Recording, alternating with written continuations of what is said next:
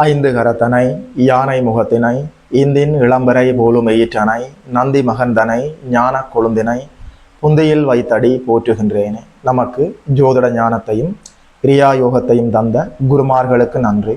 ஜோதிட சொந்தங்களுக்கு வணக்கம்.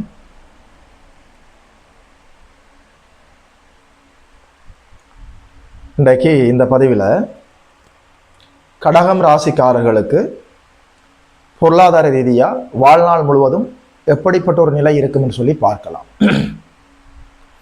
அதாவது ஐயா, காசு பணத்தை கண்களால் பார்க்க முடியுமா? பொருளாதாரத்தில் முன்னேற்றம் அடைந்து ஒரு லட்சாதிபதியாகவோ ஒரு கோடீஸ்வரனாகவோ அல்லது இயல்பான ஒரு பணப்புழக்கம் நம்முடைய வாழ்வில் இருக்குமா?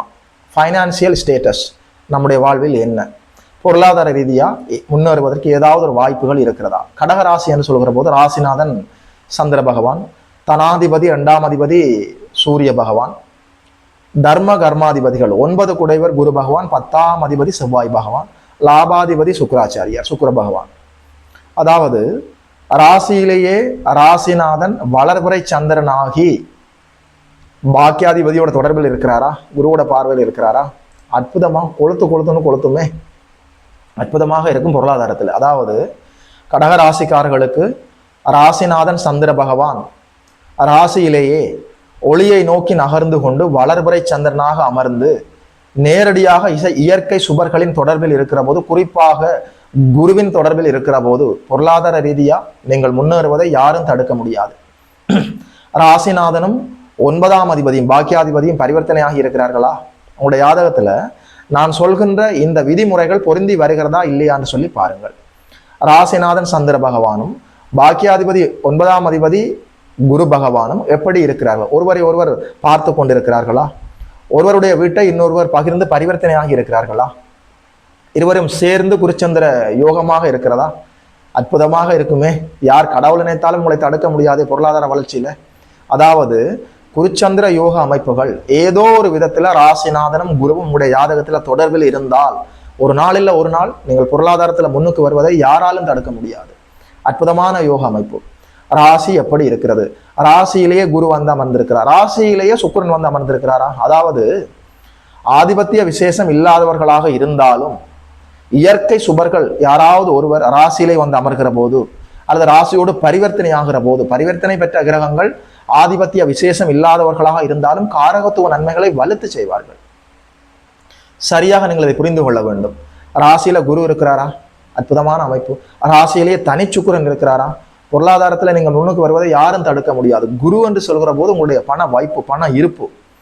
சுக்கிர பகவான் ரொட்டேஷன் மணி, அன்றாட பண தேவைகளை பூர்த்தி செய்து கொண்டே இருப்பார். குருச்சுக்குர தொடர்புகளோடு ராசி இருக்கிறதா? ராசிநாதன் இருக்கிறாரா? பொருளாதாரத்துல வாழ்க்கையில நீங்கள் நிச்சயமாக முன்னுக்கு வருவீர்கள். 2ஆம் அதிபதி சூரிய பகவான் எப்படி இருக்கிறார்? 2ஆம் இடம் எப்படி இருக்கிறது? அதாவது சூரிய பகவான் உங்களுடைய ஜாதகத்தில் 2ஆம் அதிபதி ஆகி நேரடியாக குருவோட பார்வையில இயல்பாக வளர்த்திருக்கிறாரா? சிவராஜ யோகம் ஏற்பட்டிருக்கிறதா? உங்களை பொருளாதாரத்துல வீழ்த்துவதற்கு யாராலும் முடியாது. அதாவது சூரிய பகவானுக்கு 3ஆம் இடம் அற்புதமான இடம். 3ஆம் இடத்துல 3ஆம் அதிபதி புதனோடு சேர்ந்து புதாதித்ய யோகத்தை ஏற்படுத்தி கொண்டு நேரடியாக குருவின் பார்வையில் இருக்கிறாரா? நீங்க தான் லட்சாதிபதி, நீங்கள் தான் கோடீஸ்வரர். தசாபுத்திகளின் அடிப்படையில லக்னத்தின் வலுவுக்கு ஏற்ப, அதாவது புதாதித்ய யோகத்தை தனாதிபதி வாங்கி நேரடியாக குருவின் பார்வையிலோ மாபெரும் சுபராகிய சுக்கிரனுடைய பார்வையிலோ இருக்கிற போது நிச்சயமாக சொல்கிறேன், பொருளாதாரத்தில் உங்களை யாரும் அசைக்க முடியாது. லாபாதிபதி சுக்கிர பகவான் உங்களுடைய ஜாதகத்துல 3ஆம் இடத்துல வந்து அவர் நீச்சம் அடைந்தாலும் அங்கே வீடு கொடுத்த புதனும் அங்கே இருந்து தனாதிபதி சூரிய பகவானும் அங்கே இருக்க நேரடியாக குருவும் பார்த்து விட்டால் நீங்கள் தான் தசாபுத்திகளின் அடிப்படையில லக்னாதிபதியின் வலுவிற்கு ஏற்ப லட்சாதிபதியாகவோ கோடீஸ்வரனாகவோ மில்லியனாகவோ பில்லியனாகவோ வருவீர்கள். அற்புதமான யோக அமைப்பு. கடகராசிக்காரர்களுக்கு பொருளாதாரத்துல முன்னுக்கு வாரத்துக்கு ஏகப்பட்ட கிரக அமைவுகள் இருக்கிறது. ஏதோ ஒரு இடத்துல கனெக்ட் ஆயிரும். அதாவது உங்களோட வாழ்க்கையில பொருளாதாரத்துல ஹிட் கொடுத்துடலாம். சரியாக நீங்கள் அதை புரிந்து கொள்ள வேண்டும். அதாவது தனாதிபதி சூரிய பகவான் உங்களுடைய ஜாதகத்துல எப்படி இருக்கிறார்? நல்ல வலுவாக இருக்கிறாரா? பாபத்துவம் அடையாமல் இருக்கிறாரா? சுபத்துவமாக இருக்கிறாரா?